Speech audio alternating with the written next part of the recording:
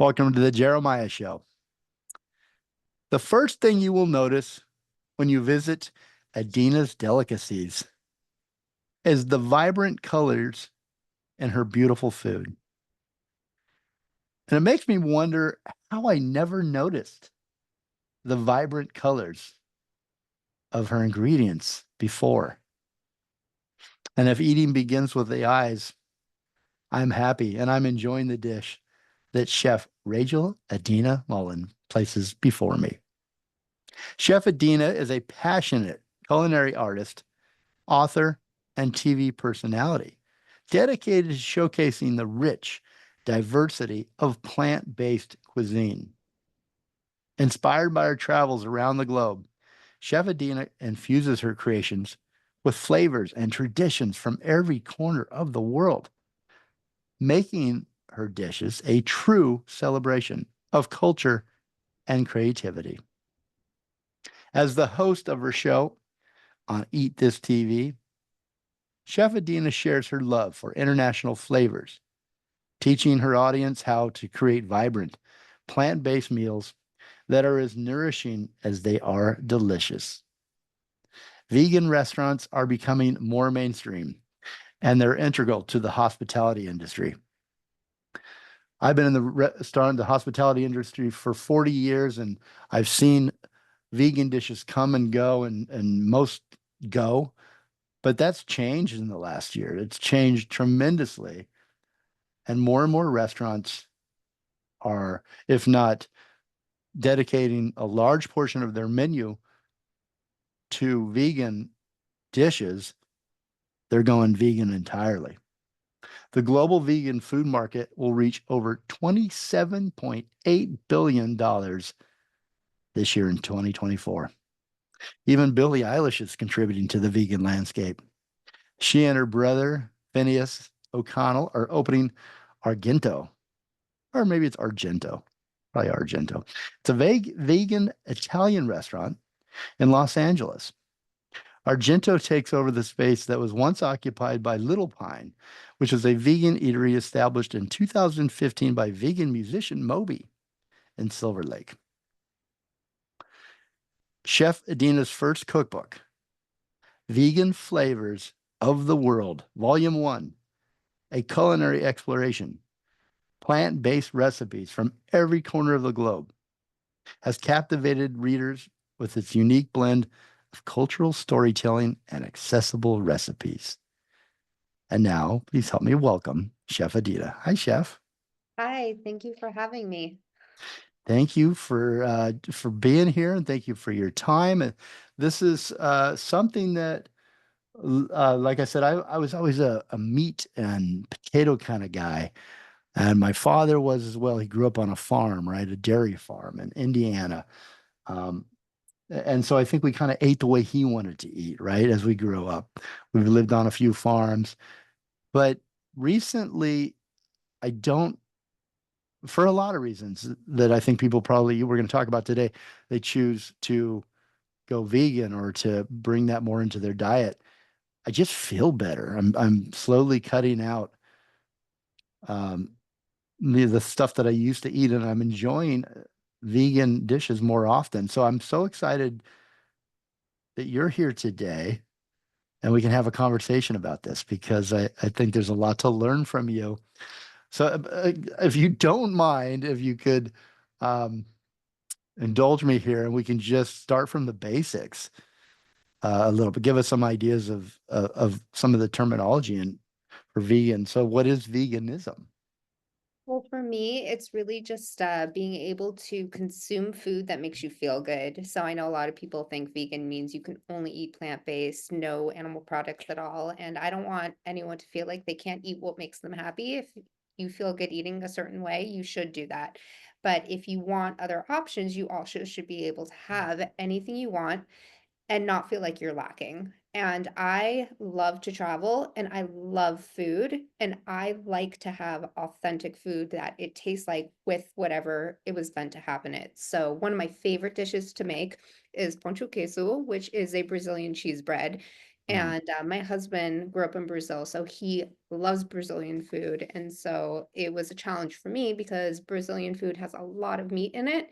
Yeah. And I personally just don't do well eating meat. It really hurts my gut. I don't feel well. And so I feel much better when I eat a plant-based diet. And uh, I just was like, well, I really want to eat this food and I want it to taste traditional. So I that was one of the types of food I started with, Brazilian and Indian food. Indian food's a little bit easier. They don't use as many uh, meat-based options in their curries and stuff. But one of the first dishes I tried to make was pancho queso, which is basically it's a cheese bread and you make it with tapioca and Parmesan cheese.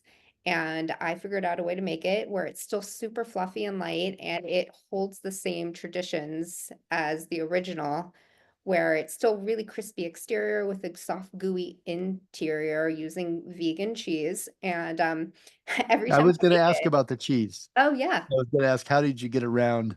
Is it not totally vegan, or is no, it no, it's totally vegan. totally Yeah, no, vegan? I like to use Follow Your Heart. I find their Parmesan vegan cheese melts really well, so that's the one I usually use for this recipe.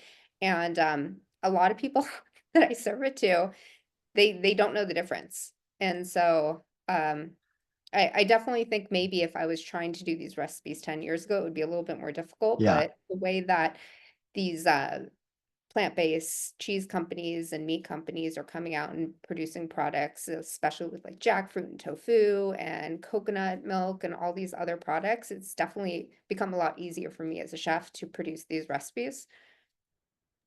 Yeah. So you've also seen the changes in the industry as a I positive thing? Yeah, absolutely. I know like 10 years ago when I was like buying vegan cheese, there would be I'd take a bite and I would throw it away. It Can't eat it. tastes like dirt. Yeah. Yeah. But I'll serve people it now just plain, like I'll make like a cheese platter and half the time they don't even know it's vegan Yeah. cheese. Like this is delicious. So I think definitely the quality of the products is a lot better. Well, you mentioned the cheese company that you like, and I forgot the name already, but that's my short attention span. I'm not eating enough vegan. I'm Oh, not no, no, fond no, of. it's really What fine. what was the name of it? Well, for that one, I like Follow Your Heart a lot. Follow I Your also Heart. like Mykonos. I like Veal Life. There's a couple other ones that I really like as well.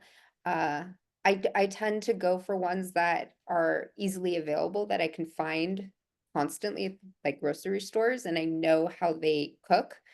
So there are a couple brands that I use more frequently than others because they're just easier for me to get. What companies are doing it right, do you think? Maybe give me like your top three that are really entering the industry and got great, I guess, vision and ethics that you support, that you use a lot. I use Mykonos a lot. I really Econos. like their butter. I think it melts really well. I also like their cheese products. I use their mozzarella pretty frequently for some stuff. Their shredded mozzarella as well as their block cheese. And then Follow Your Heart, I use their products a lot. I really like their veganese, their vegan mayonnaise, as well as their Parmesan and their blue cheese, as well as their feta. I find that it has the same kind of salty consistency. It melts pretty well as well. And yeah, I think the products are really good. And it's easy for me to find at almost all the grocery stores that I go to. Well, so if you're listening and you're at any of these companies, Chef Adina would be a great person to sponsor. You've got a new television show. I'm going to plug it for you. So, Oh, thank you. Eat This TV, um, so you don't have to feel bad. But if you're out there and you want to support a chef, a vegan chef, centric chef, Chef Adina, and she's got a new TV show. We're going to talk about that a little bit more in the next segment. But Eat This TV pilot is out and up on YouTube. I just checked it out. I'm going to give you all the links to anything we talk about today with Chef Adina in the copy of the podcast and on our YouTube channel. But those companies are good to sound like good companies to support if you're a chef and if you want to cook vegan. So, I mean, aside from the things that we've talked about, and I don't want to go into um, too much into why you should, all the negatives Mhm. that, such as, the rainforest and how much I couldn't believe it takes. Well, I guess I'm going to go into it a little bit. It takes something like, what did I read? How much? 250 gallons, I think it is. Yeah, 2,500 gallons of water needed to produce 1 pound of beef. And all the things that you hear on the news about why we should go vegan, why we should change some of these things that we've done forever with animals. Not to mention that it spares, you know, each vegan spares up to 365 animals lives a year. That's just crazy. So I guess I did go into it a little bit, but there's so many health benefits. Um, what do you say to people that say we were born to eat meat, we need protein, that kind of thing? How do you answer that or address that for someone that needs a lot of protein or feels like that they do? Yeah, I mean, I am a little confused by that comment because we're born to just drink our mom's milk. So technically, I guess that's not vegan because you are consuming milk, but it's human milk. There's nowhere So you really. don't agree with that argument at all? Yeah, I mean, I guess if you look at early foragers, they ate mostly berries, nuts, fruits, whatever they could find. They didn't eat a lot of meat. They hunted, but it was like one hunting experience a year, and they would ration it throughout like the entire season. So I personally don't agree with that, but there are certain blood types that thrive on eating meat, and if that's you feel better doing it, I'm not here to tell you not to do that. How many But people have you definitely converted though that like are I meat eaters? Have you made with your food? Have you said, well, just try this? I mean, yeah, if you're in my home, I prefer you not cook meat. It makes me feel a little icky. Uh but I don't wanna be one of those people that's really preachy, like, Yeah. everyone has the right to do what they want, and, I choose this lifestyle, and I wanna make it available to everybody around the world. I know a lot of people, they hear the word vegan and they think there's no flavor, and they think all I eat is tofu, and how could I possibly be getting any protein, and I must be fainting every day, and I'm like, "N I do fine, I can run up and down hills and work out, and I get pl Got I plenty don't of know if you've ever energy. seen a chart, but nuts have way more protein than any other type of meat protein, so I'm good, and, vegetables have a lot of protein in them. Have you always been a vegan? Kinda off and on since birth. There are times where I did eat meat, but most of my adult life, I have been vegan. So how did you discover vegan food and vegan cooking? Uh, well, I was vegan What's until your I was story? 6. You were So what? I'm I sorry. I'm sorry, oh, chef. I talked over you. You were oh, told no, what? yeah. From 0 to 6, I was vegan, my parents were vegan, so Okay. that was my first introduction to veganism.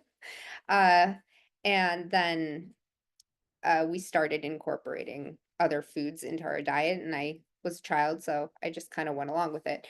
Now, But then who in your but then family incorporated the food? Was it your dad? I think my mom did Your most of the mom. talking, but and my dad just I honestly I never really asked, I was 6. But, I did start to not feel very well, I was having a lot of stomach issues. I later found out that I am allergic to casein, which took years to find out.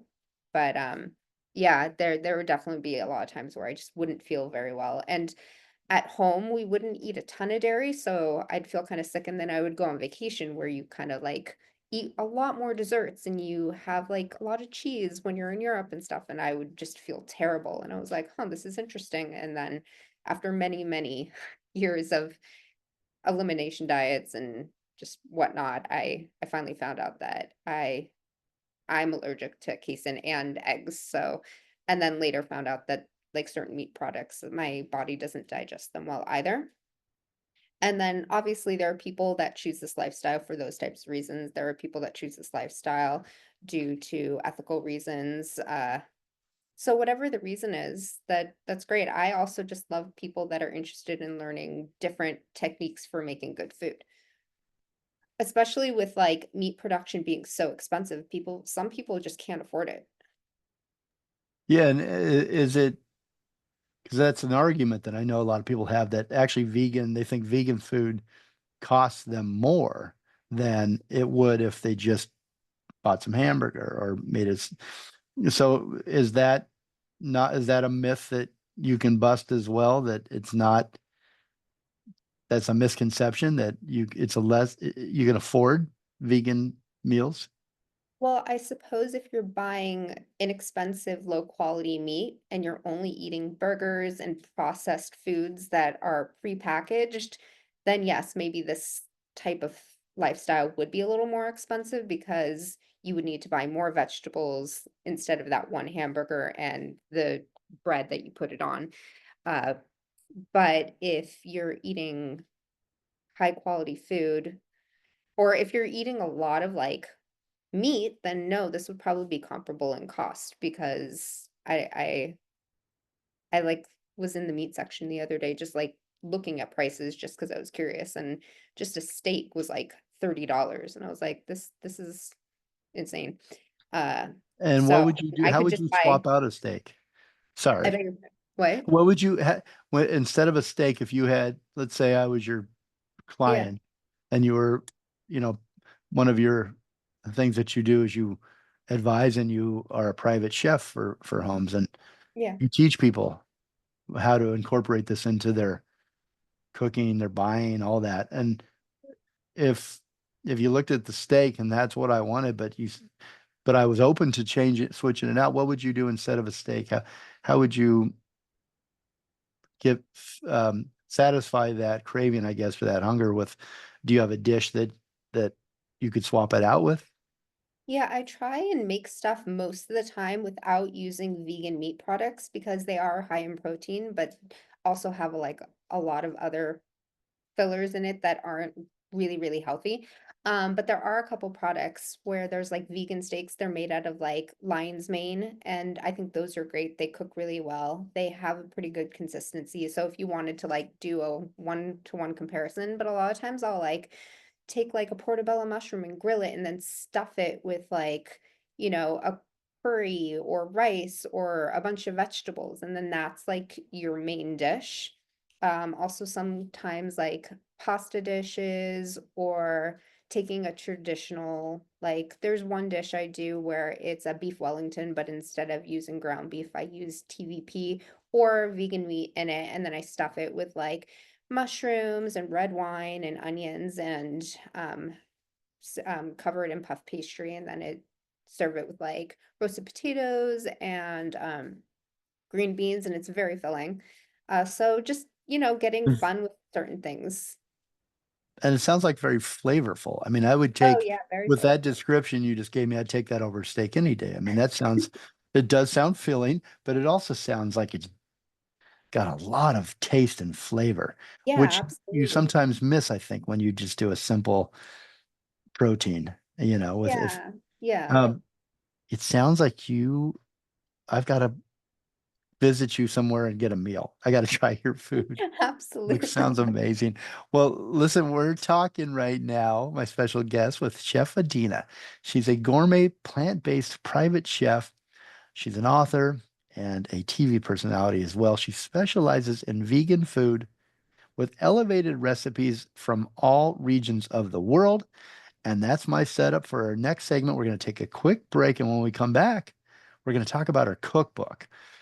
The title is Vegan Flavors of the World, Volume 1, a culinary exploration and explanation of plant-based recipes from every corner of the globe. We're going to dig into that and the stories behind the recipes. I can't wait. We're going to take you on a trip to countries including Mexico, Brazil, Peru, Italy, France, Morocco, Ethiopia, China, Thailand, Turkey, and Greece. And you don't even need your passport. Just bring your fork. We'll be right back with more Chef Adina. And before we go to break here, Chef Rachel Adina Mullen, she's the author of Vegan Flavors of the World, is passionate about exploring global cuisines and creating plant-based versions of traditional recipes that stay true to their authentic flavors. Drawing inspiration from her extensive travels, she artfully blends cultural authenticity with innovating cooking techniques to make vegan cuisine exciting and accessible. And as the host of a new cooking show called on Eat This TV, Chef Adina shares her expertise with the audiences, encouraging them to embark on their own culinary adventures. She was recently featured in SD Voyager. She continues to inspire with her dedication to sustainability, flavor, and creativity.